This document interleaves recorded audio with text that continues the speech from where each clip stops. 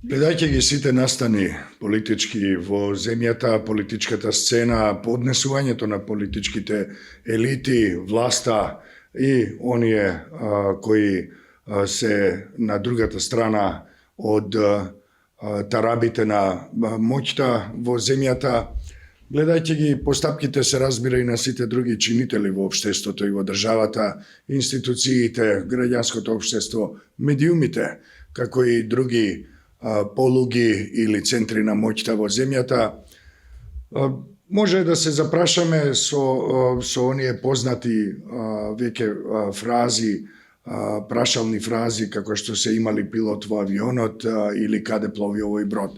Сепак со оглед и на димензиите на земјата, на општеството, но уште повеќе поради гротескната димензија на развојот на настаните, не само во нашата земја, туку и на глобално ниво.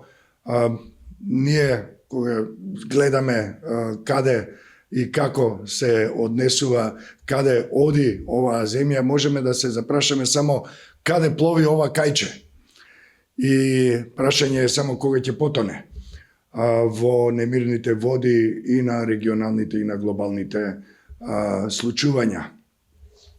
Со ова крајно позитивна мисла го започнувам ова издание на Колегиум, каде што уредничките и уредниците, соработниците на Цивил и на медиумската платформа на Цивил, како и партнерските и медиуми и редакции, разговараме за најактуелните теми и процеси, за најактуелните настани во земјата, во регионот и во светот.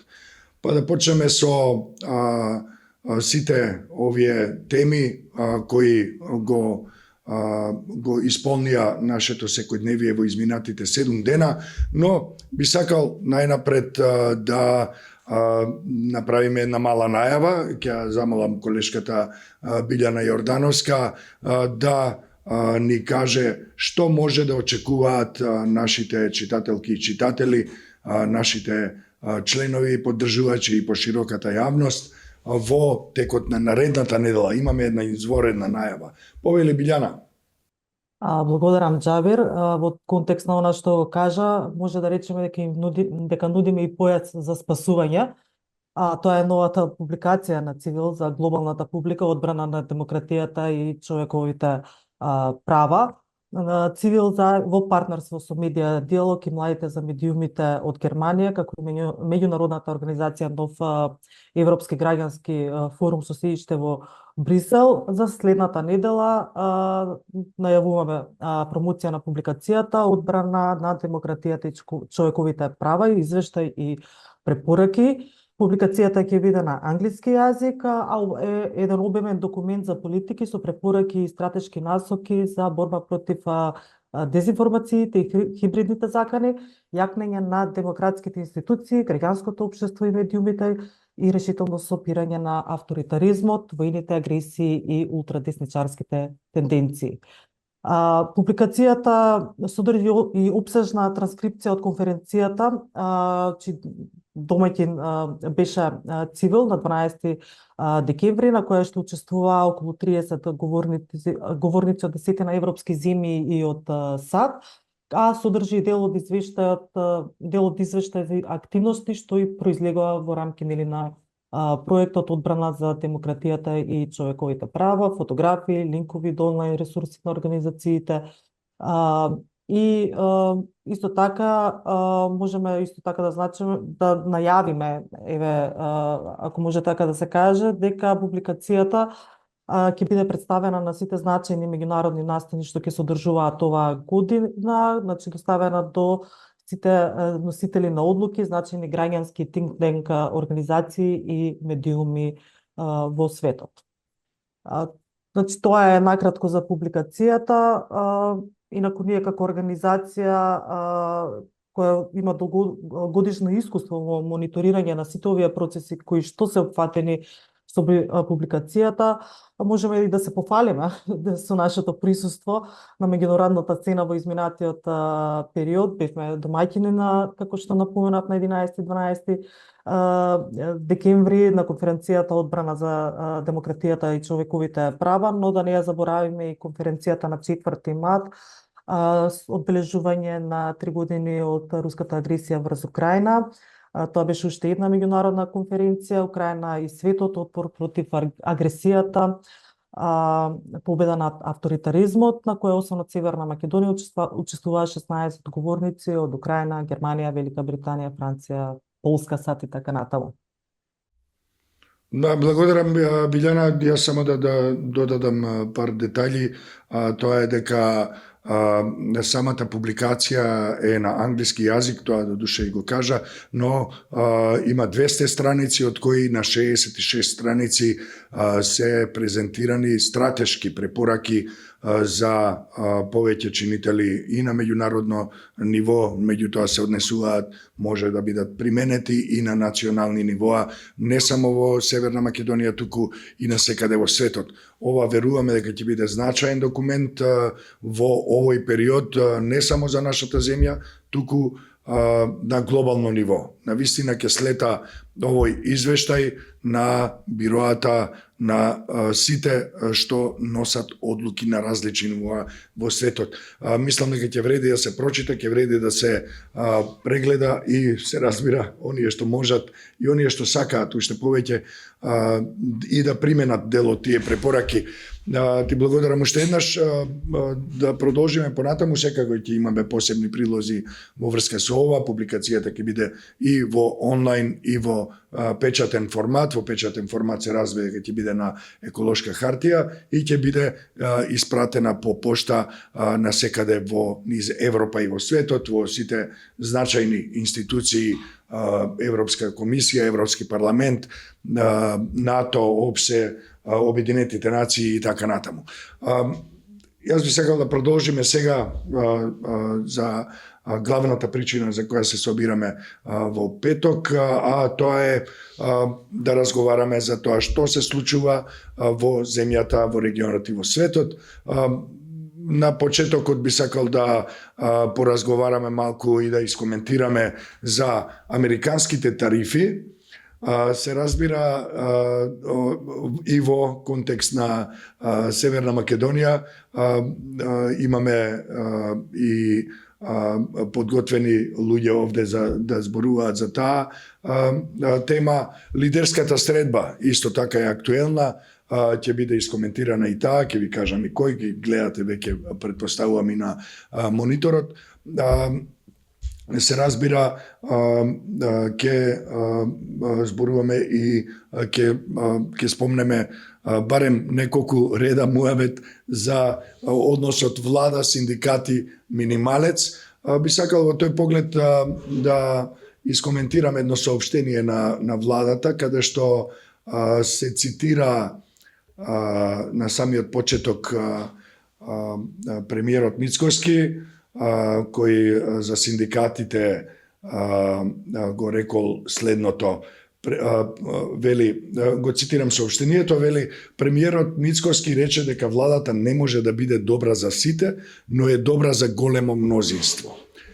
Знаете што, да не излезе сега дека нешто вадам од контекст и дека тоа подразбирал дека не може баш сите да бидат задоволни и така натаму, но оваа самата реченица, оваа парафраза на ставот на Мицкоски дека владата може да биде добра, не може да биде добра за сите, но секако дека е за големо мнозинство добра, има повеќе штетни конотации.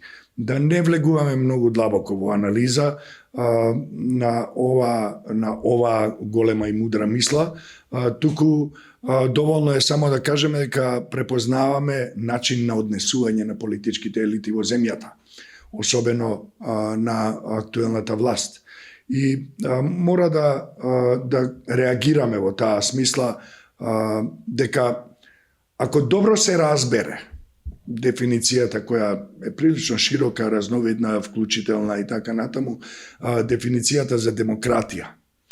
Мора да се предпостави, мора да се знае дека демократијата не значи тиранија или владење на мнозинството врз и на сметка на интересите на малцинствата. Кога ќе кажеме малцинства, тоа не подразбира само етнички малцинства, тоа подразбира се што може да не биде представено или политички артикулирано во институциите во демократските институции на една земја. Значи не можете да кажете дека владата може да биде добра за големо мнозинство. Тоа веднаш значи дека се работи за авторитарен и за авторитарно однесување во земјата. Не можете да исклучите никако во едно демократско општество ни една заедница, па ни еден поединец. Ако еден човек страда поради однесувањето или недоследноста на системот, тоа веќе е проблем. А камоли ако се работи за заедници и за категории на граѓанки и граѓани, пак ќе кажам, не значи дека тоа се етнички, само етнички заедници, може да бидат верски, може да бидат родови, социјални и така натаму категории на граѓанки и граѓани. Се разбира дека будно ќе внимаваме како се одвиваат работите и процесите во земјата и особено ќе внимаваме на губењето на демократските особености на ова општество. И навремено ќе алармираме за тоа. Тоа е наша работа, наша одговорност и се разбира со чест ја прифаќаме и ја спроведуваме. Како и да е, да одиме понатаму со најактуелните настани од политичката сцена, би сакал да го замолам Драган Мишев, да ни каже нешто повеќе за тарифите. Изгледа како да зборуваме, да почнуваме со глобалната политика, меѓутоа во овој поврзан свет се разбира дека за тоа ќе зборува и Драган. Се е поврзано, па така и овие главни настани. Светот го тресат тарифите и тој ветар дојде и на Балканот. Да видиме како тоа изгледа. Те молам, Драган, искоментирај малку за тарифите. Што се случува со тарифите на Трамп?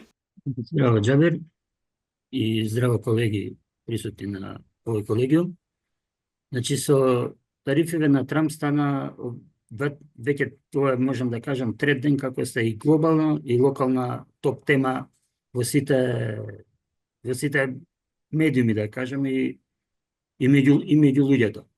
Откако Трамп пред некој ден наметна универзална царина од 10% на целиот увоз на САД, со тоа што ова беше една основа на која дополнително ги надгради уште повисоки стапки за како што тој ги нарече најлошите представници. Ова некој рече си сите политичари и експерти што не се од обкружувањето на Трамп го опишуваат како голем удар на светската економија.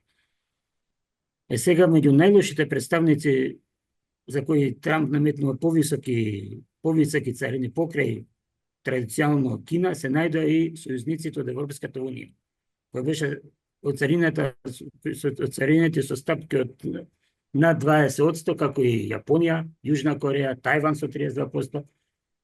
И што е интересно и до некаде смешно, тука се најдоа некои мали територии, ненаселени острови, всушност населени со пингвини, напуштени станици за на Антарктикот, кои исто така беа погодени со царини, кои не знам како и на која основа ги вметнале во оваа листа, во која ќе дојдеме до таа поента дека Никогаш не знаеш што можат да направат тие пингвините, да. Никогаш не знаеш. Затоа ударе господинот Трамп, тој се вика, да, што е сигурно е. Пингвин, ама кој знае што може да направат? На социјалните медиуми кружат смешни видеа и фотографии дека се кренало на бунт пингвините.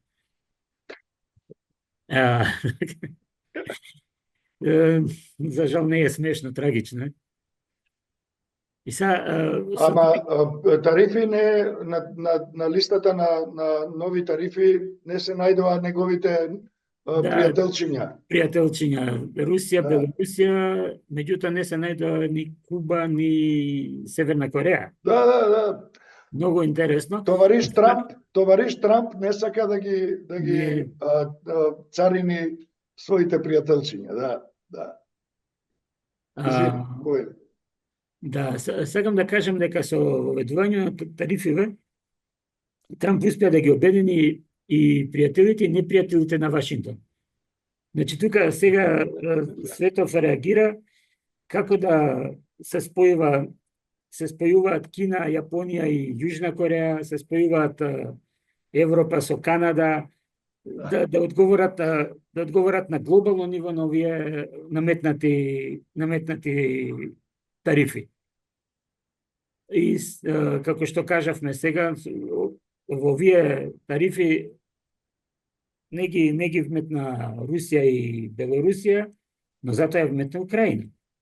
Украина погодена од војна, Украина која се бори да преживее, која се бори да зачува својата сувереност, на кој е попречено голем дел од увозот преку црноморските пристаништа. Житото и го краде агресорот. Житото и го краде, да, тоа за подоцна се го остави. Значи, ако Украина извезе жито во Америка, ќе добие 10% тарифа, така? Ама ако Русија го украде житото на Украина и го извезе во Америка, тогаш нема тарифа за нив, така? Нема Добро, тарифа. има други Сега не знам санкции, тоа како со санкциите. меѓутоа логиката на овој тарифник е таа. Да, наводно нив ги ради санкциите, не знам тоа како ќе влие, меѓутоа има и до сега под санкции, па знаеме дека како они меѓусебно тргуваат со некои микрочипови со таква нека врвна технолошка стока. Да. А кажи ми како ова се може да се одрази на глобално ниво, зборувајќи на економијата, на берзите и така натаму. Имаш ли некој коментар во врска со? Да, секако. Значи, сите се во исчекување како ќе влијаат тука најавените контрамерки од Кина и од Европа и од останатите држави, освен Македонија. Нема контрамерки тука се уште, нема ни најави. Како ќе се одрази, се исчекува како ќе се одрази тарифи, како ќе се одразат на глобалната економија воопшто. Меѓутоа, прво што можеше да се забележи, што беа на удар се светските берзи, кои се откако започна Трамп со тарифирањево, не само со овие последниве тарифи, него и со претходните кога ги тарифираше посебно Кина, посебно Канада, посебно Мексико, берзите се во постојан пат и во исчекување. Меѓутоа, според мене, јас како што го гледам, тоа отвара еден простор за брзанските мешетари, како што се Трамп и неговото блиско обкружување на олигарси милионери, да ловат во матно, тие кои ги имаат многу пари кај себе, кои во овој момент може да купуваат паднати акции на берзите. И со тоа да го зголемат своето берзанско портфолио и едноставно да излезат после, да ја наречам оваа криза, да излезат уште побогати. Што ништо чудно да тоа и да беше и вистинската цел да се воведат овие тарифи. Па ќе кажам, според мене немам. Според тоа јас што анализирав и што се гледав некои работи, нема. Ова е многу интересна анализа, ова особено последниот став што го кажа. Може би ова се смислено сценарио за да може да се разнишаат берзите и големите богаташи да станат уште побогати. Да, ова е многу интересно, мене не ми е неверојатно. Не, јас, иако можам да речам досега само моје мислење, не сум го прочитал нешто, меѓутоа можам да кажам дека стојам позади тој, дека времето ќе покаже дали сум во право или не, меѓутоа мислам дека ќе бидам во право, за жал.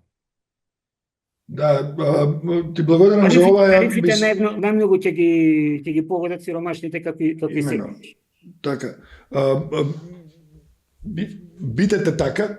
Јас би сакал да преидеме малку на домашно тло и знам дека редакција Нова уште во текот на претходните 2-3 дена се вклучи многу сериозно во оваа тема и сконтактира со голем број експерти кои зборуваа за редакцијата за Нова, за влијанието на оваа берзанска ујдурма глобална ујдурма што ја направи Трамп, односно за влијанието на тарифите врз македонската економија и особено затоа што имаме сериозни разлики меѓу тоа како е отарифена или оценета Македонија во однос на другите земји. Таа Македонија чиј премиер цупкаше и имаше добар коментар вчера Мишев, цупкаше и окапа во Вашингтон на сите можни начини, се обиде да го привлече вниманието на Трамп и неговите, и на крај добивме 33% тарифа. За разлика, да речеме, од Албанија, Босна и Косово, кои добија 10%. Марија Тодоровска е со нас од Нова и би сакал да ја прашам како во редакција, до кои резултати дојдовте овие денови по воведувањето на тарифите од Трамп за земјите во регионот и Антарктикот со пингвините. Здраво на сите. Џабир, како што кажа, нас царините на сад не погодија со 33%. И морам да кажам дека првата теза што беше споделена во нашата редакција беше дека македонските фирми можат да се пререгистрираат во Тирана, Приштина или Подгорица, односно онаму каде што царините се 10%. Ова всушност беше теза на уредникот Зоран Иванов. Ја разгледавме таа теза и решивме да направиме едно кратко интервју со Мирче Јовановски, уредник и економски новинар. Во интервјуто ние споделивме нашата теза со него и тој кажа дека тоа е всушност една добра забелешка и дека тоа е возможно, особено за оние фирми кои што можат да го маскираат потеклото на нивните производи. Исто така во нашето кратко интервју ние се осврнавме на тоа кои индустрии ќе бидат најпогодени од царините. Тоа дефинитивно ќе биде автомобилската индустрија. Меѓутоа тука е и услужната дејност, односно оние фирми кои што вршат аутосоринг на американскиот пазар. И она со кое што ќе се соочиме се помали странски инвестиции, губење на работни места и помал извоз. Сега јас дојдов до некои податоци од Државниот завод за статистика. Ние дефинитивно имаме помал извоз за американскиот пазар отколку за европскиот пазар, што значи дека индиректно ќе ги почувствуваме последиците на царините. Дојдов до бројки дека во 2024 година извозот на Македонија во САД најмногу вклучувал машини и транспортни уреди, 67%, потоа имаме 13% извоз на храна и живи животни и имаме најмалку извоз на пијалаци и тутун, односно 11%. Што значи дека нема да го почувствуваат ова директно граѓаните, како што ќе биде случајот во Америка, тоа ќе го почувствуваат дефинитивно американските граѓани, меѓутоа ние индиректно преку сето ова ќе ја почувствуваме оваа стапка од 33%.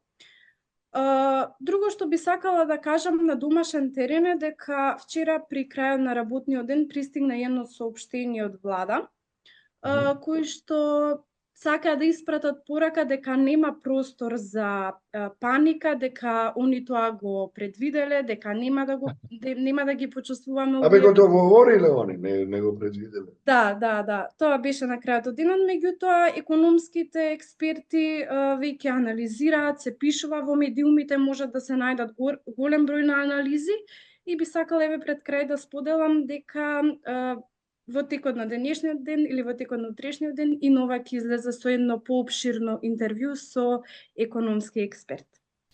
Одлично, ти благодарам за оваа анализа подкрепена со конкретни податоци и бројки, проценти. Јас би сакал да те замолам ако може да ги споделиш и по мејл со редакцијата за да го објавиме тоа и на веб страницата. Драган сака да се вклучи, се разбира. Повели Драган?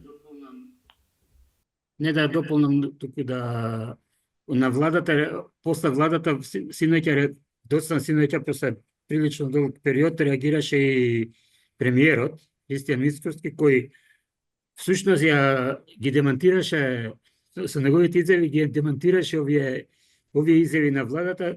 Тој изјави дека ниедна земја во Европа не била подготвена за тоа и никој не се подготвил претходно.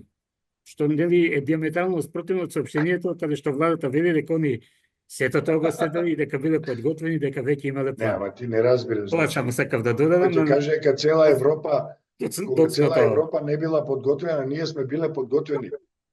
Да. Ама он вика дека никој не. Може би дури и сме во договор. А ние не сме во Европа, значи според него. Никој во Европа не бил подготвен, а ние сме биле, значи не сме во Европа. Може да сме Централна Африка, не знам. Како он го сваќа. Не, Антарктик со пингвините. Антарктика, да. Да. Дијана, повели Дијана. Да се надоврзам на делот на Драги од почетокот, кога кажа дека како реагирале нели странските земји, другите земји на тарифите.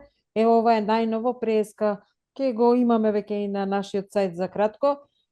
Косово, а председателката на Косово заедно со Стопанската комора, Косовската стопанска комора, повикуваат на суспендирање на царините на американските стоки, значи на стоките што доаѓаат од Америка. Оние повикуваат владата. Владата во меѓувреме вели дека треба да ги анализираат работите, но тие се децидни, дури се и во моментот се во така наречена караница со владата, овие бараат да се суспендираат царините на американските производи што доаѓаат во Косово, бидејќи од тоа краткото образложение што можев да го видам е тоа ќе има бенефит во развојот на не знам што. Значи, ова сакав само да го пренесам како најново нешто. Да, тоа секако дека освен македонската влада се разбира, се гледа дека сите останати влади во Европа и во светот се во тотален хаос, ништо не знаат, постојано се во некој судир и недоумица и неизвестност околу тарифите што ги наметнува Трамп и неговата администрација, но затоа македонската влада се разбира дека е добро подготвена и знае што прави кога се однесува, особено ако се однесува на прашања поврзани со нивниот пријател во овалната соба, кој кај да ќе се сретнат со него. Како да, а иначе нели, од трибините прилично далеко од сцената се следеше неговата инаугурација, како и да е. Да одиме понатаму со, ако немате уште нешто за тарифите и за пингвините, јас би сакал да одиме на една многу актуелна тема, а тоа е лидерската средба. Политичкиот диалог во нашата земја е во очајна состојба. Тој никогаш прочем и не се развил во нешто сериозно, особено ако не се вклучени во тоа странците, а тие се вклучуваат кога во земјата навистина се случуваат драматични работи, како што се војна, заробеност на држава, шарена револуција и така натаму, па тогаш влегуваат странците со својот капацитет за фацилитирање на политички договор во земји како што се овие на Балканот и во заедници како што се пингвинските или лилипутанските. Како и да е, значи доаѓаме до оваа тема лидерска средба, ако тоа воопшто беше и што подразбира, И за тоа обсежно пишуваше нашиот колега Дестан Јонузи, главен уредник на Прес онлайн, воедно и аналитичар, редовен дневен аналитичар, политички аналитичар на Фронтлайн. И тука би сакал Дестан да го замолам за неговите согледувања и да ни пренесе исто така и експертски ставови кои се однесуваат на лидерската средба. Што се случи, Дестан? Вака, здраво на сите. Џабир, лидерската, односно политичкиот диалог се врати во колосекот кај што треба, значи во една парламентарна демократија диалогот е срцта на функционирањето на институциите, односно покажува на државни демократски капацитети. Од ново позитивно, браво. Од ново политичко уредување, што беше прикажан таа политичка средба меѓу лидерот на опозицијата Венко Филипче и премиерот Христијан Мицковски, полека ретерира, односно се враќа во нормала политичкиот диалог со вчерашната изјава на опозицијскиот лидер дека овој диалог е нов модел за политичка соработка. Сега сме во шините, односно во нормалата на политичкиот диалог. И онако во парламентот се води политички диалог во рамките на Жан Моне процесот, тоа пратениците веќе го терат, но политичкиот диалог меѓу власта и опозицијата не е некое магично стапче што може да ги реши одеднаш проблемите, но еден модел, механизам што може да го води државата во позитивни патеки.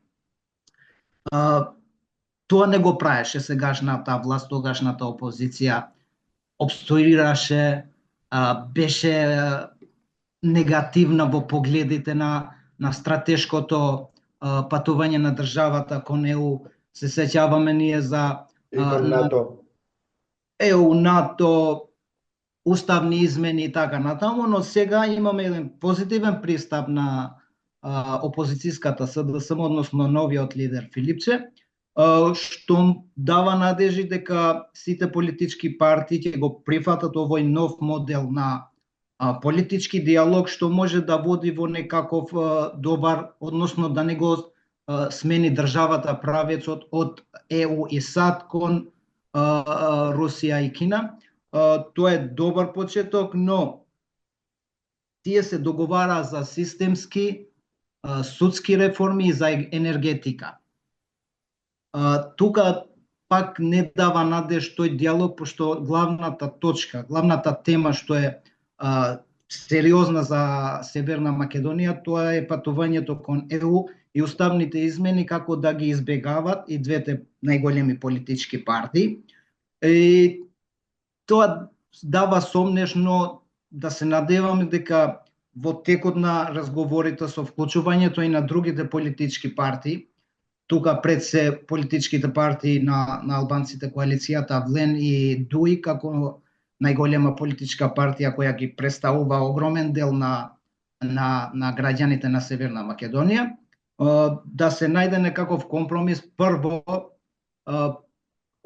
односно правосудните реформи се алфа и омега во патувањето кон ЕУ, но без да ги правиме уставните измени, ние не може да одиме чекор назад за да доаѓаме до чекорот напред. Значи треба чекор напред за да прескокнеме понатаму кон овој пат. Но како и да е, подадената рака на опозицијскиот лидер Венко Филипче, планот за не еден нов политички модел на диалог дава надеж дека може да се соработува власт и опозиција, може да наоѓат компромис, но пред се тие треба главната точка да им биде патувањето кон ЕУ и стратешката определба на државата. Тоа ако значи го прескокнат и одат само на овие правосудни, пошто правосудството треба реформите со години па да се прават и така натаму, енергетиката е повеќе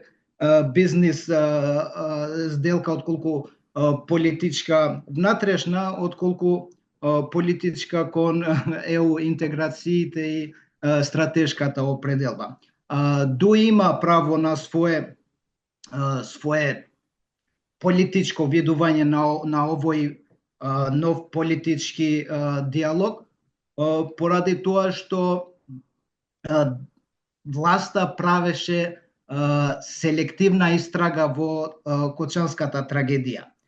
Значи, ако одиме по логиката на тоа дека бивш министер се затвара односно оди во притвор заради давање согласност, што тој е последната инстанца што подпишува во тој процес, од сегашниот министер за економија немаме никаква одговорност. Немаме одговорност од министерот за правда. Туку легитимно е барањето за да се формира анкетна комисија, да има експерти од Европската унија, да се разгледа детално, може овој Крешник и другите што беа притворени, да се истражат и да не бидат притворени, значи во домашен притвор или некаква друга забрана да имат од заменена пасош или појавување на суд на секоја недела, што е процедурата. Влен мислам дека се брзаше со изјавата, тие пак ќе ретерират, ќе се вратат, ако се прошири овој состав на политичкиот диалог, тие ќе се вратат со тоа што ќе седнат сите лидери и ќе заземат некој си став дека ова е добро за државата, дека правосудството треба да се оправи, дека енергетика и тоа е некаков глобален и внатрешен проблем. Мислам дека сите политички партии ќе се вклучат, но главната цел на крај ќе бидат уставните измени. Ова е некаков си почеток што води до главниот проблем. Главниот проблем се уставните измени и патувањето на државата кон Европската унија. Мислам дека ако почнат со овие, пошто тие Филипче најави дека експерти од двете политички партии, односно и другите ако се приклучат, веќе ќе изготват законски решенија за правосудството и за енергетиката. Значи, полека, ако тие наоѓаат компромис за овие прашања, мислам дека и за уставните измени ќе наоѓаат некаков компромис и државата да патува непречено кон Европската унија. Тоа ќе биде главното за зачувување на стратешката цел на државата и ориентацијата, ако девираме од ЕУ и САД, значи ништо не ни се реформите внатрешни, пошто тоа ќе ни ги погазат со руска пропаганда, српска пропаганда и така натаму. Углавном тоа се моите, односно гледиштата на повеќето аналитичари во државата во врска со овој пат да чекаме да видиме. Мислам дека добар потек на Филипче што подаде рака, поднесе предлози, значи некогаш треба и од опозицијата да доаѓаат предлози, не како сегашната власт кога беше опозиција, немаше предлози, имаше бугарски диктат, имаше протести неосновани, кревање на меѓуетнички тензии и така натаму. Значи да се сплотиме и да доаѓаме до главната точка. Мислам дека Филипче одигра во моментов можно топ супер политички потек што може да ја води. Значи, ако успее овој Филипче, односно опозицијата, заедно со ДУИ и власта, ВМРО, ДПМН и ВЛЕМ, ако успеат да се согласат, да ги направат уставните измени и да ги почнеме преговорите со Европската унија, тогаш сите се добитници, и власт и опозиција, и на наредните избори сите ќе бидат добитници, што ќе одат плюс минус само ќе оди ВМРО, ДПМН. Значи имаме ситуација во која еден демократски процес при постоење на демократски институции и парламентарна демократија треба се сретнат двајца и тие да одлучат дали Македонија може да продолжи по европскиот пат или не. Не, значи и тие двајца се првиот човек на власта и првиот човек на една од опозицијските партии. Тоа е тоа.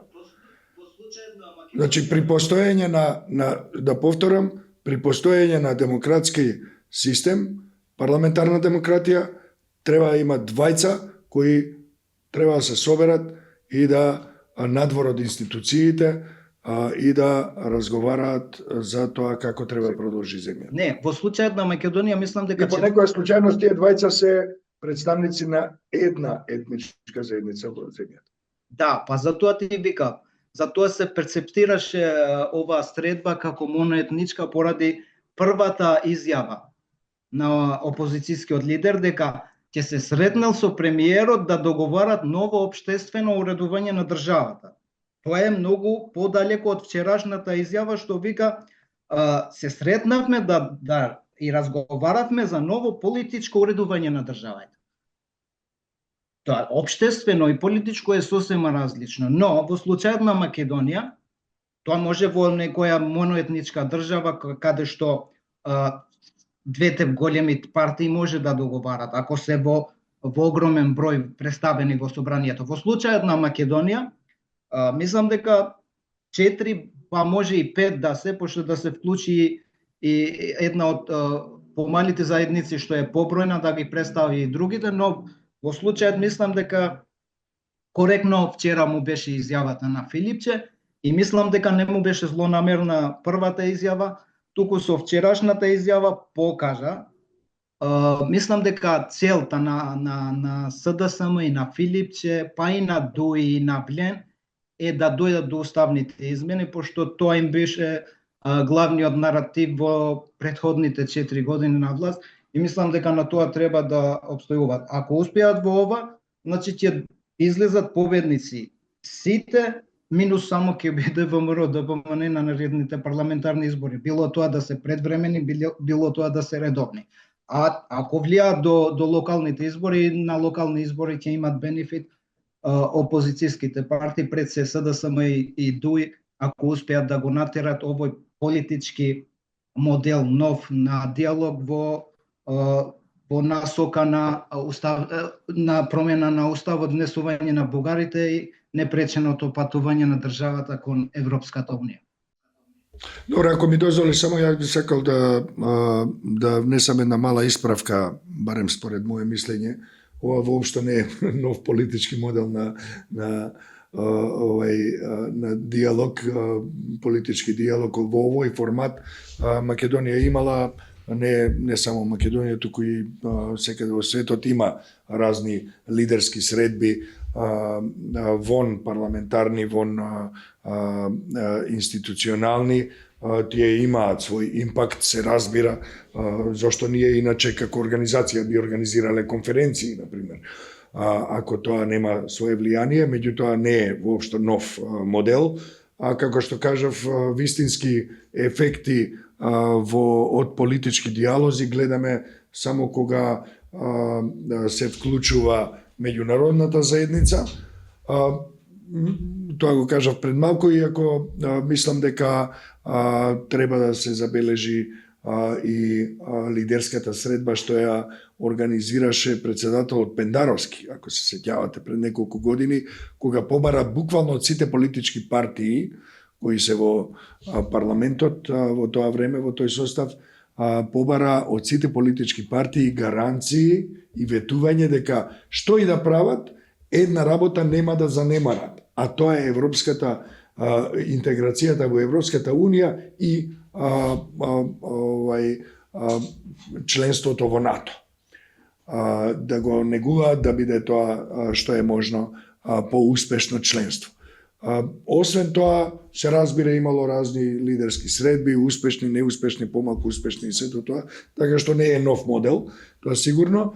Значајно е тоа дека постои амбиција за промена на општествениот и политичкиот систем во земјата, меѓутоа тоа се навистина многу големи зборови за да може и амбиции за да може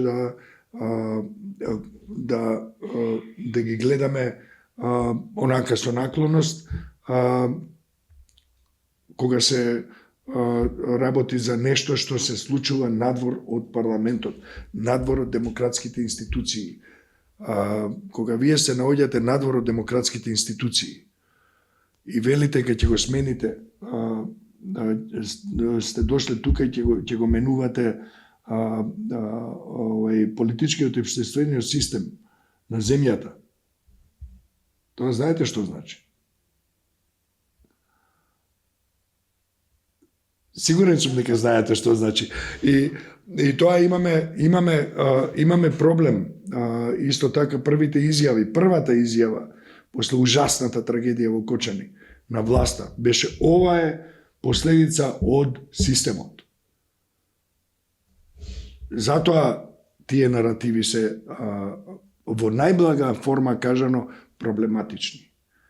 Не можете вие системот ниту да го обвинувате за поединечен настан, тоа можете разговарате за тоа во парламент, во институции, во јавност, во експертска јавност и така натаму, на меѓународно ниво и така натаму, меѓутоа одговорноста се поднесува за конкретниот случај. Ако ние имаме најгорлив проблем со евроинтеграциите, кои by the way можно е веќе да е доцна. Вие и утре да се изгласаат измените во уставот и да се внесе бугарската заедница во преамбулата. И тоа може да се случи да биде малку доцна, заради тоа што условите се многу променети во целиот свет.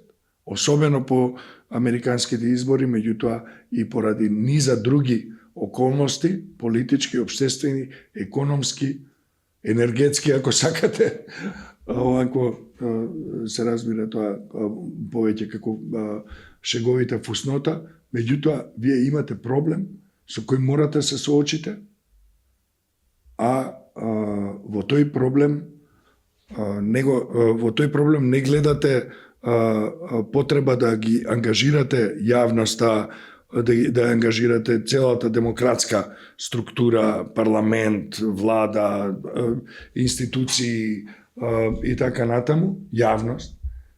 Туку имате една ваква позиција. Не велам дека не е добро. Секој договор, секој разговор е добар. Да се разбереме. Секој диалог е одличен, одлична работа. Да, имаш право, топ, супер. И така натаму. Меѓутоа, дајте да ја видиме големата слика. Дали воопшто нешто се промени или може да се промени во тој поглед? Тоа ми е прашањето. Џабир, јас се повикав на нов модел од изјавата на опозицијскиот лидер, пошто он така го представуваше како нов знам модел за политичка соработка, но и за вклучувањето на експертите, не случајно е барањето на ДУИ за вклучување на експерти од Европска унија, значи тие ако доаѓаат да помагат за Кочанската трагедија, сигурно ќе помагат и за нешто друго, и знаеме дека ние имавме американски експерти што беа вклучени во судските реформи и ги следат бурно Соединетите американски држави, барем пред доаѓањето на Трамп. Ние имавме тука емисари од САД што доаѓа и ги следат тие работи. И мислам дека не е баш така, но и за рамковниот договор, знаеш дека вон оба се пишуваше, но институциите после го материализира. Исто и за ова, ако има некаков политички компромис, мислам дека во собранието ќе го материализират, но како и да е. Добро, за рамковниот договор кога веќе спомна, да, во право си седна Љупчо Георгиевски, премиерот и лидерот на опозицијата Бранко Црвенковски, тогашната опозиција Бранко Црвенковски, и го потпиша рамковниот договор. Или имаш уште неколку луѓе таму? Имаш уште неколку странци, но тоа ќе видиме. Мислам дека тогаш се бунеше малце Љупчо, но пак се гордее сега со тој рамковен договор. Се бунеше. Благодарам, Џабир, за можност. Ти благодарам, да. Има ли некој да дополни или да каже уште нешто во врска со ова што го разговаравме јас и мојот драг колега Дестан? Ако може? Да, повели Дијана Тахири. Многу кратко. Во еден момент помислив дека премногу важност и даваме на вчерашната средба. Меѓутоа, сепак мислам дека треба да се прокоментира, па може би и малку подолго, но јас ќе бидам исклучително кратка. Таа средба вчера што се случи беше средба помеѓу двајца лидери, на лидерот на најголемата опозицијска партија, а не лидер на опозицијата, и на лидерот на другата најголема партија кој што ете се погоди да е председател на владата. Председател на владата, во чија што влада има министри, нели, од сите одбрани и изгласани од парламентот. Ако веќе се нарекува лидерска средба, јас кога ќе слушнам дека лидерска, подразбирам дека ќе има лидери од неколку или од највлијателните, најголемите партии, како и да е, како сакате сватете. Дека тука ќе има неколку лидери и дека ќе разговараат на било која тема, нели? Како што вчера искочи дека разговарале, дека ќе направат работни групи. А од работни групи знаеме што се очекува, не се очекува ништо. Не може да значи, зависи кој ги води, како ги води и со која цел. Да, меѓутоа во искуство до сега многу малку работни групи ваделе некој позитивен или некаков резултат, било како. Види, од искуство чие, зависи од чие искуство зборуваш. Ако зборуваш од искуството на цивил, погледни, ние излегуваме со публикација врз основа на 4 работни групи. Тоа се наши групи. Ние сега збориме за парламентарни групи или не знам какви работни групи нивните ќе бидат. Така што секаков договор што се случи на вчерашната средба помеѓу двајцата политички лидери на две политички партии, јас одбивам да ја наречам на државно ниво. Тоа се случи во владата и сметам дека беше стерилна, иста како фотографиите што ги прикажа едниот лидер, па потоа вториот лидер на нивните Facebook профили, во стерилна просторија, чиста, убава. Мислам дека и не се договориле ништо, но тоа е само моje мислење. Тоа што некој, меѓутоа не само некој, повеќето збора дека била моноетничка, тоа не е новост. Моноетничка била и моноетнички лидерски средби имало и во минатото и тие ги знаеме, да не ги повторуваме. Дуи, мислам дека излегува први со тоа дека била моноетничка и дека меѓутоа да не заборавиме дека Дуи беше исто така на власт кога се организираа други лидерски средби кои што исто така беа моноетнички, со оправдување овој пат од страна на Дуи дека тогаш Али Ахмети рекол: "Океј, правете средба без мене, шо и да биде, јас сум океј со тоа, договорено е со мене." Мислам, дури ни за оптика не беа присутни таму. Затоа немаат право да го кажат ова, а дека имаат право да бидат присутни на таква средба која што се нарекува лидерска, да, и не само тие. Значи не само на етничка основа, туку и други. Јас волку имам да кажам на оваа тема. Фала многу за ова. Дали има уште некој да додаде да искоментира во овој контекст или можеме да продолжиме понатаму? Имаме уште најмалку 2 теми, 3 да ги поминеме. Се разбира, со Дијана ќе поразговараме и за главните регионални настани. Дестан ти? Да, добро, сакам само да кажам, да завршам позитивно. Добро е кога се љубат политичари, значи од љубов нема зијан, туку користи има и државата и тие сами себе си. Да.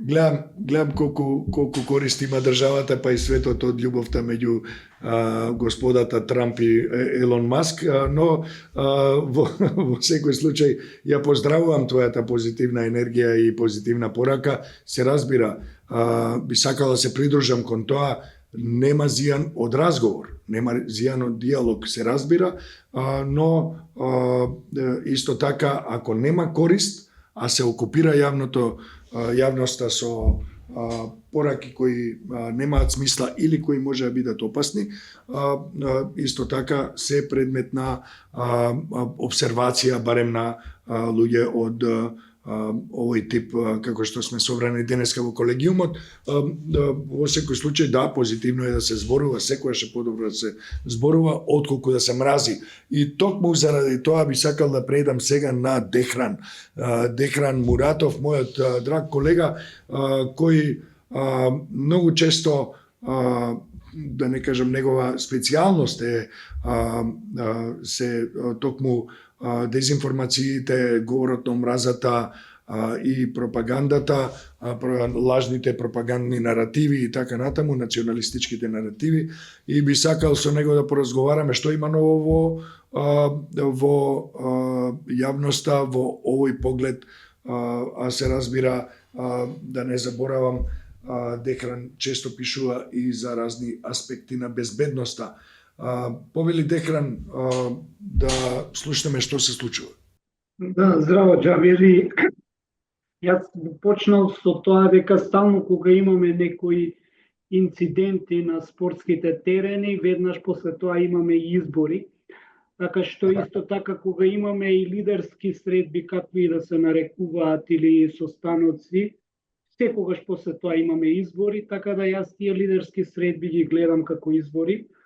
Затоа што тако било минатото, зашто да не биде и сега. Ако сега да само кратко да се надоврзам, затоа што веднаш после трагедијата во Кочани, кој што денес за жал почине и уште едно лице кој што беше повредено, Мицкоски рече дека е спремен да иде на избори, но не знае дали опозицијата е спремна, така што може би зад затворените врати вчера се разговараше и за тоа дали се подготвени да одат на предвремени избори, но тоа е сега тема која што не би сакал да ја разговараме, чисто онака нафрлувам елементи кои што претходно политичарите ги кажа, па сега некако се врзуваат коцките. Зошто зборам за кога има говор на омраза на спортските терени, потоа не би сакал уште во фала да почнат тепачките во автобусите меѓу средношколците и да почнат да креваат некои тензии за крст ваму, крст таму, џамија ваму, џамија таму, и веќе имаме следни локални или парламентарни избори. Но ете ќе се навратам ја на викендот кој што измина, имавме два инциденти, еден во Тетово, еден во Куманово, во кој што навивачите за жал покажа повторно дека или се над некое дугме, па треба на некоја политичка партија или општеството да се дефокусира од реалните проблеми, па сега наместо да зборуваме за трагедијата во Кочани, или да зборуваме за уставните измени, или па да зборуваме за зголемување на платите на работниците, или да зборуваме за образованието или здравството, ние ќе зборуваме за тоа дека одредена група навивачи скандирала УЧК или па посакувала смрт за некоја друга етничка заедница, како што беше во случајот во Куманово, но за разлика од ФФМ, Фудбалскиот федерација, веднаш реагираше и ги санкционираше клубот каде што недолично навивачите и не оддадоа едноминутна молчење за гинатите во Кочани.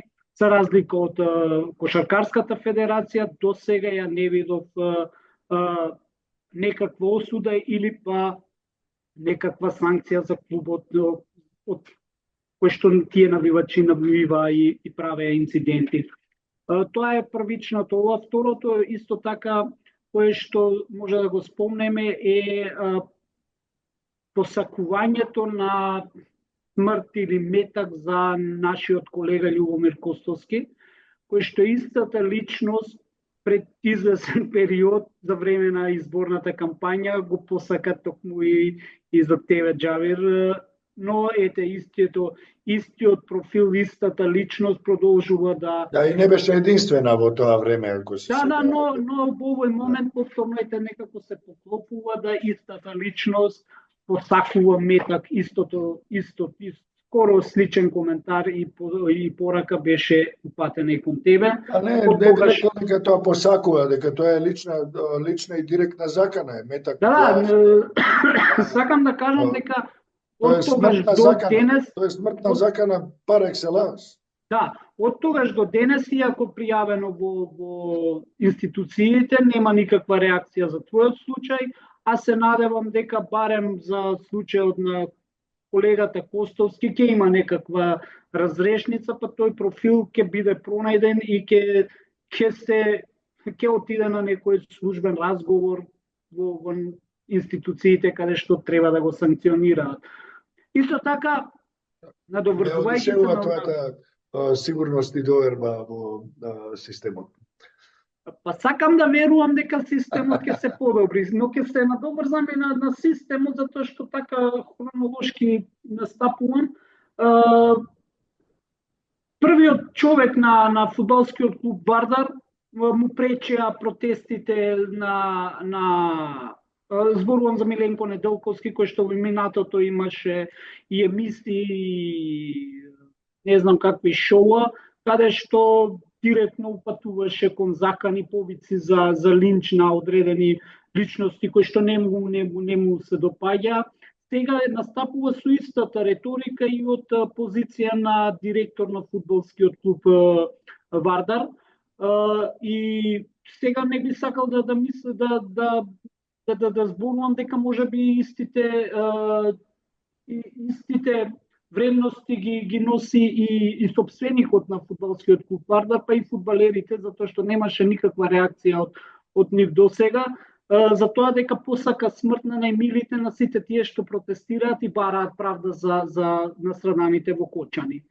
Тоа е толку вулгарен и низок коментар за тие кои што бараат правда, а тој да каже да ви се случи истото, па тие да повторно да протестирате за вашите најмили. Мислам, многу е ниско, многу е не би сакал ниту да го коментирам, но мора да го спомнам како пример во кој што е тој говор не е санкциониран и е одобрен од институциите, од системот, нели, пошто бараме системот да се промени, но ете, системот може сега да реагира и да таков говор да се спречи. Да се навратиме сега на системот. Денеска излезе една информација од Сабајле, тоа е прилично доста расширено видео на социјалните мрежи, каде што паркирано Порше пред кафуле во Дебар Мало, полицијата, па ја службата не кеше да го крене, но по реакција на граѓаните, сепак и со консултација на полицајецот со одредени личности, сепак успеале да го кренат тоа возило.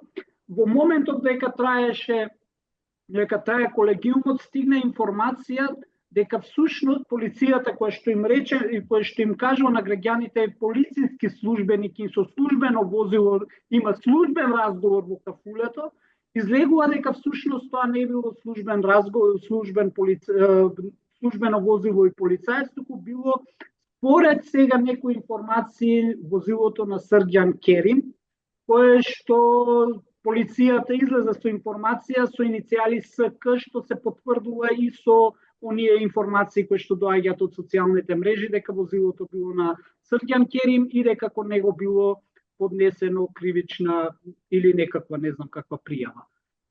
Но тоа покажува колку системот функционира за некого, а колку не функционира за други кои што немаат поршиња и кои што немаат звучно име, и полицијата не треба да се консултира два пати дали треба да го крене возилото или да не го крене. Тоа покажува колку вистински се борат со системот. Но еве сега ќе се навратиме на обезбедувањето на премиерот, кој што е од нели првично ја гарантираат неговата безбедност, а потоа ако ќе видиме дека премиерот е безбеден и се чувствува безбедно, тогаш се чувствуваат и граѓаните.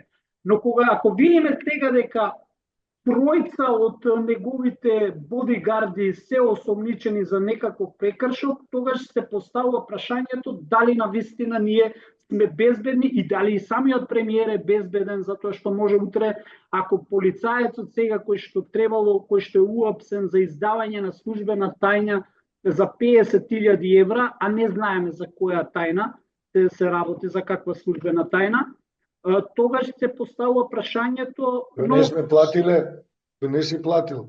Да, но експресно е демантирана опозицијата дека службената тајна не се давала за кланот од Грчец.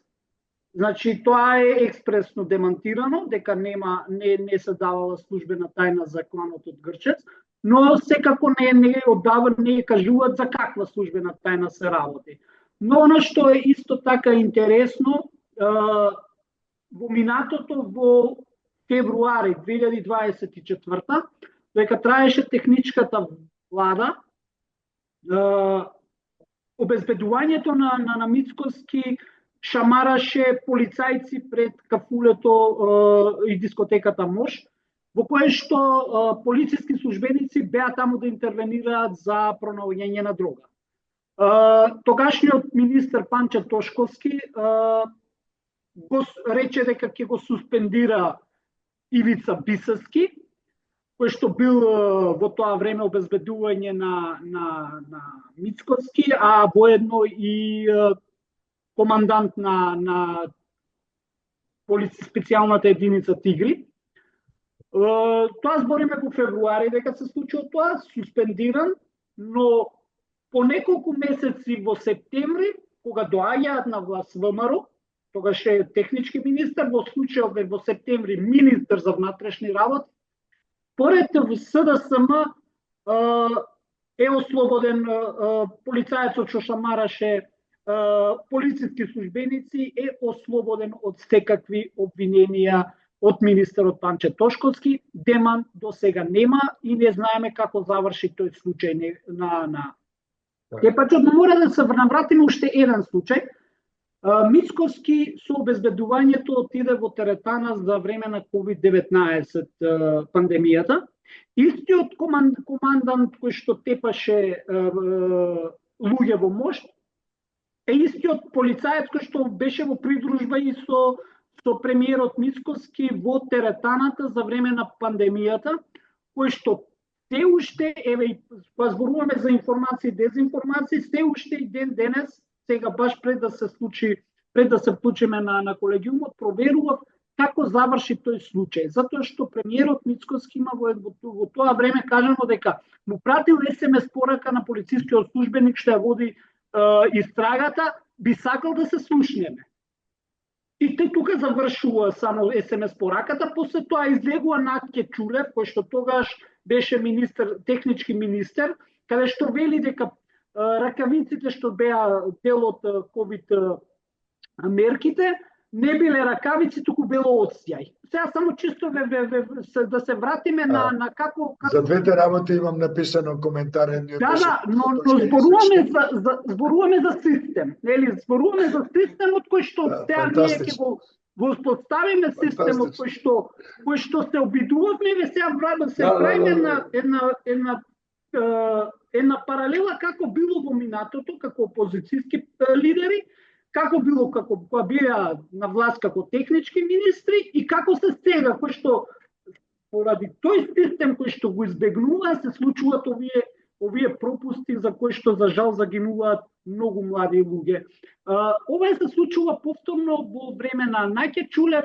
Ние не знаеме како заврши таа истрага, не знаеме дали било одсеј, не знаеме каква била пораката, не знаеме како се случи тој полициски службеник што ја водеше истрагата, дали му врати нешто на премиерот, дали тогашниот лидер на ВМРО, дали се сретнале, не знаеме до кај истрагата и не знаеме дали било во теретана за време на COVID или било лажна вест со стара снимка. И уште една информација која што се случува во 2021, каде што на социјалните мрежи се објави фотографии од известен Владко Илиевски, од Делчево, обезбедување на Мицкоски, кој што во минатото било суден за силување. И за сега тоа беше во 2021. Ние побаравме изјава тогаш од тогашниот портпарол на ВМРО Димче Арсовски, кој што кратко ни одговори дека тоа се само дезинформации и измислици, заколку да се дефокусира од ако ви текнувам, Антонио Милошевски во времето тогаш кажа дека ќе обелодени дека има пратеник кој што силувал некого и дека ќе го каже и неговото име во наредните денови. И тоа е во 2021. Антонио Милошевски ден денес не го обелодени името кој е тој пратеник од тогашната СДСМ, кој што имал некако силување и напад на некое лице. Тоа било само колку за да се забошати оваа информација дека обезбедувачот на Мицкоски имал некакво досие. За Антонио Милошевски исто така ќе обелодени, но не, еве, денес сме 2025, 4 години поминато, Антонио Милошевски се уште не обелодени за кој пратеник се работи, а вети дека ќе го каже со име и презиме. Ова се само неколку информации за тоа кој не чува, кој не штити и какви, дали на вистина ние се бориме со криминалниот систем и корупцијата или само кога, пошто нели сега зборуваме, ќе ги парафразирам, истите, буквално истите нема недопирливи и ќе одговараат сите, макар да е и од нашата партија. Тоа го зборуват во минатото кога во полицаецот шамарал пред мошно после 5 месеци ослободен. Истото сега велат дека ќе го санкционираат обезбедувачот што шиткал службена тајна за 50.000 евра, дека ќе го затворат, но се надевам дека нема да го ослободат за 5 месеци и да го унапредат некде или да го... Да. Ти благодарам за овој навистина извонреден преглед на настани кои ги спои предходни и сегашни и за контекстот во кој го стави во поглед и на предходно дискутираната тема за лидерската средба. Гледам дека Драган сака да се вклучи. Повели Драган. Дехран што збореше, пред малку добив информација од пријател на Керим дека таа точно прошетува на Керим. Од близок пријател на Керим. Па добро, тогаш значи не требало да се крене со пајак. Не, па секако. Ке се изгревеше. Теа бандашите може да се изгревани. Дехран уште еднаш фала, стварно исцрпно, детално и интересно поврзување на нештата. Мислам, суштинско поврзување на нештата. Ја би сакал сега да одиме на една тема која, за жал, е навистина алармантен настан, алармантни податоци слушнавме, но очигледно е дека политиката си го прави своето, најинтересна станува, така што темата остана помалку видлива, иако не сосема, заради тоа би сакала, ако може, Билјана Јордановска, која освен што е дел од редакцијата Цивил медијата, е одговорна и за Green Civil, веб страница на Цивил за посветена на зелените теми. И тука би сакал кратко да слушнеме за темата цијанид во Тораничка и Крива река.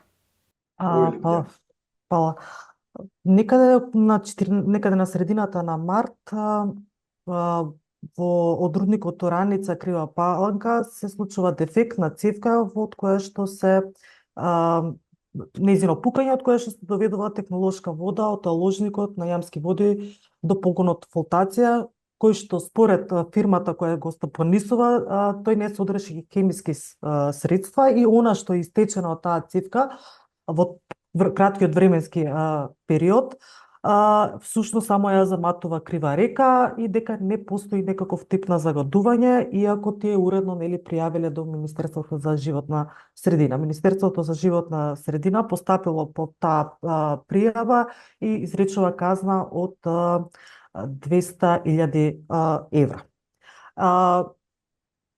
Што се случува во меѓувреме? Може тука да самата фирма застанеме, може тука да застанеме само е момент за Да. тоа што имам мислам дека ми остана нејасно. Значи фирмата која е одговорна за истекување на цијанидот во водата Добро. вели дека Објавува таа е само заматена, дека нема ништо, никаков проблем. Да, содржи механичко онечиствувања кои што всушност ја заматуваат реката. На што Министерството за Не живот кажува за што се работи, лаже. таа вели Лажи дека институциите, тоа ја е лаже технолошка вода која што не содржи хемиски средства кои што би можеле да загадат. Министерството за животна средина излегува на терен, му одредува на фирмата прекршочна глоба од 200.000 евра и министерот изјавува дека тоа е се според законот мора да се почитува и секој кој што ќе загрози животната средина ќе се соочи со санкции. Во меѓувреме се нарачуваат анализи од независни експерти, институти за јавно здравје од риболовското друштво Мрена од Крива Паланка, чии резултати на почетокот на април пред некој ден ги презентираше градоначалникот на Крива Паланка,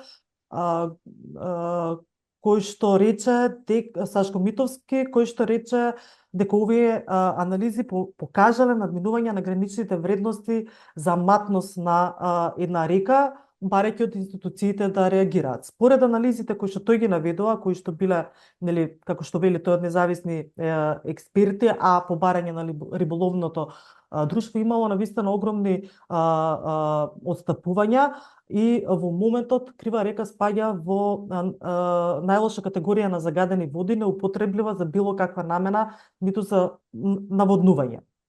И дека нивоата и на олово и на други метали е навистина многу високо од оние кои што се гранични вредности, што би ги имала една, од било кои причини заматена река. Тој вели дека хемиските показатели покажуваат дека ваквата состојба на Крива река влијае не само на животната средина, односно околината по низиното течение, туку и на животниот свет во самата река.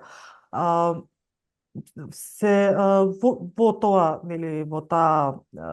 на таа прес конференција, тој додаде дека согласно еколошката дозвола која што ја поседува фирмата која што стопанисува со рудникот Тораница, тие користат кадиум, цинк, олово, цијанид и останати соединенија кои што се со високи вредности најдени при анализите во Крива река и нормално барајќи одговорност од институциите и зошто го постави прашањето зошто Министерството за животна средина направила таква анализа. Меѓутоа проблемот го немаат само граѓаните од Крива Паланка, туку го имаат буквално сите оние кои што живеат или ја користат водата не само од Крива река, значи која што е 74 км долга, туку и оние кои што живеат или имаат ја користат за наводнување и реката Пчиња, која реката Пчиња се влева во реката Вардар. Така што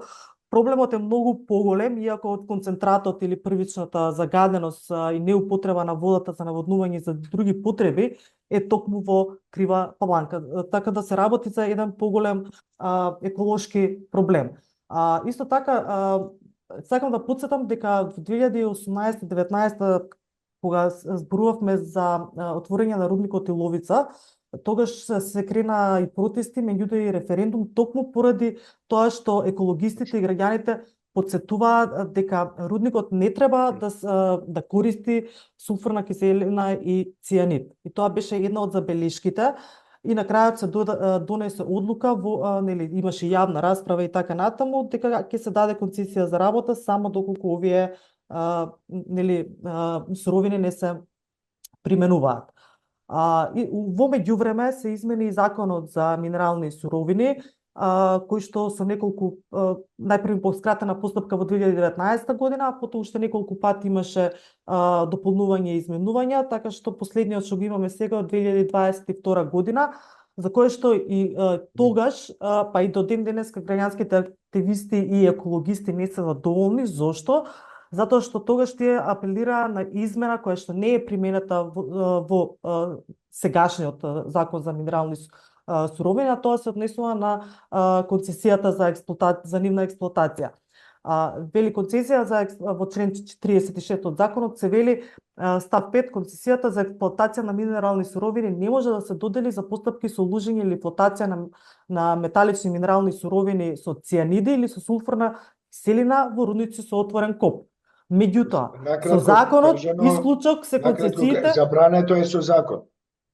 Да, меѓутоа има дополнување. Исклучок се концесиите за експлоатација на металични минерални суровини на веќе постојните рудници како што е Тороница и ред други кои што се користат. Ова си остана во законот и ден денеска се применува, така што ништо чудно што нели поради вакви дефекти може да се појати вакви загадување или еколошки проблеми. Ваков закон не може да се најде во Европска унија. Со ваков закон не можете да влезете во Европска унија. Ама по скратена постапка е донес. Се едно е по каква постапка е донесен, со ваков закон не можеш да влезеш. Па не знам, токму така, значи реформите заради тоа, моје мислење, заради ваквите закони, заради центрите на финансиска и политичка моќ кои стојат за ваквите закони, не дозволуваат ние да направиме вистински исчекор и да продолжиме по евроинтеграцијскиот пат. Тоа е многу суштинска поента. Значи, не мора човек да биде правник за да го слушне овој цитат што ти љубезно го сподели со нас и со јавноста, и да каже дека тоа е нормално, логично и дека тоа може да се случи во една високо организирана демократија и во која владее правото. Па добро, кај нас не владее правото. Како не владее правото? Не, владе, да, се извинувам. Имаме проблем со демократијата, ама сме правен мед и правно млеко течат. Добро, значи, владее правото, владее демократијата и супер сме задоволни кога ќе се слеваат европски пари за животна средина од зелената агенда на ЕУ, кои што одат и за обновливи извори на енергија, за прочистителни станици кои што уште ги немаме и за кои што претходната... А за кои се дојдени милиони евра, јас колку што Да, кои што исто така идат за оние што имаат, да речеме, поголеми познавања, огромни супи пари одат и токму за водостопанисувањето, и за други заштита на животната средина во други области и сфери, во кои што генерално секаде потврлуваме, помалку или повеќе. Благодарам многу за овој прилог. Навистина е важно да знаеме дека не е само една или друга изјава или настан, туку дека се работи навистина за сплет од повеќе настани и процеси кои покажуваат дека овде нешто не е вред и дека ова кајче не знаеме кај плови, се уште. Бидејќи светот е и поврзан на различни начини, особено на регионално ниво, ние сме дел од еден турбулентен регион кој ние се како Северна Македонија се наоѓаме на југот од Западниот Балкан. Само уште исток ни фали, ама тоа ни доаѓа преку Белград, фала Богу. Така што мислам дека е добро што во овие колегиуми наши ги вклучуваме и како посебна тема регионот и светот. Би сакала, ако може, Дијана Тахири да ја вратиме пред микрофонот и да ја замолиме да ни каже во кратки црти кои се главните настани, да ни направи еден избор од главните настани во регионот овие денови. Повели Дијана. Да, јас ќе преминам телеграфски на сите, бидејќи опширна е таа тема, но сепак сега ќе ги повикам и на крајот на моето кратко излагање ќе ги повикам сите да следат Цивил медија, бидејќи таму ни се сите наши следења на речиси сите поважни теми што се случуваат во регионот. Што се случува? Ајде ќе почнам Македонија, веќе ја опфативме. Никогаш нема да биде доволно опфатена. Во Албанија се спремаат за избори на 11 мај, колку што памтам, веќе Еди Рама најави дека оваа година ќе ги отворат сите поглавја што се однесува до преговорите со ЕУ и се надева дека тоа ќе биде, имаше многу позитивна изјава денеска. Во Косово се уште не може да се направи, да се формира нова влада, бидејќи многу долго траја пребројувањата на гласовите и сега веќе завршено е, но сега се преговара за нова влада и тука ќе скратам. Во Србија што се случува, освен тоа што знаеме дека има протести се уште, дел од студенти тргна со велосипеди до Страсбур да им представат на ЕУ политичарите, представниците, што точно се случува во нивната земја. Вучич склопи договор, потпиша договор со Унгарија во областа на одбраната. Имаме и анализа за тоа, може да ја прочитате, насловена, мислам дека за едни од експертите тоа е само билатерала, не е ништо опасно, тоа може да го прави секоја земја, додека за други е брз одговор на договорот, што се случи многу кратко пред тоа помеѓу Косово, Хрватска и Албанија. И те има таков сличен договор. Што се случува најинтересното е тоа што се случува со председателот на ентитетот на Босна и Херцеговина, Република Српска, Милорад Додик. Милорад Додик веќе го следиме така, дури на нашиот сајт се гледаат повеќе слики од него отколку од други, но бидејќи ликот си е многу популарен, па мора да ставаме негови слики. Се гледа дека е следен. Се шета слободно низ Европа. Беше во Израел. Го избрка од Израел. Го избрка, бидејќи имаше потерница по него, но го избрка, мислам го остана од место, па си дојде. Никој не знае како ги преминува границите, а има потерница за него. Оттаму се врати, па отиде за Москва. Кај пријателот Путин си го прими, пријателот го прими, Путин се видоа и на Александар Вучич му течеа лигите. Да, и најави дека пак ќе оди таму на денот на ослободувањето на 9 мај во Русија. Па пак се врати, во меѓувреме судот на Босна и Херцеговина побара од Интерпол да се распише црвена потерница по него, меѓутоа таа потерница досега не се распиша. Од судот на Босна и Херцеговина велат дека не смеат да ги дадат, да ги објават тие информации, бидејќи се, тајна, поради безбедносни причини, не ги даваат информации зошто не велат дека е одбиено, туку не е издадена црвената, така се вика, црвената потерница од Интерпол. Последно го прашале како тоа влегуваш, излегуваш од државата, од границите, кога си баран. И ова го видов пред да почне состанокот, го видов, вели, така се качувам во кола и си возам, ме возат. Толку едноставно. Може би нешто пропуштив, но овие се тие случувањата главни. Инспирираш ова. Да, супер, одличен преглед, ти благодарам за тоа. Ова со може и подолг, меѓутоа нема потреба, имаме све на се што треба имаме на Да,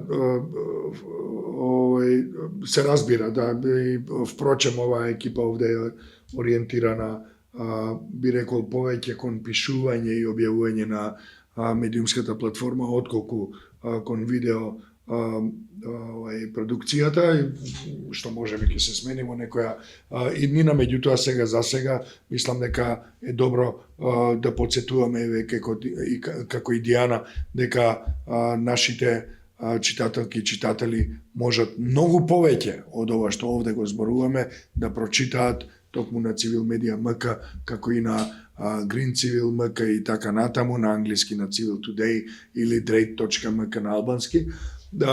Ова што го кажа за Интерпол, само во една реченица, јас пишував еден обширен прилог за тоа како потерниците на Интерпол се злоупотребуваат. Употребуваат и злоупотребуваат.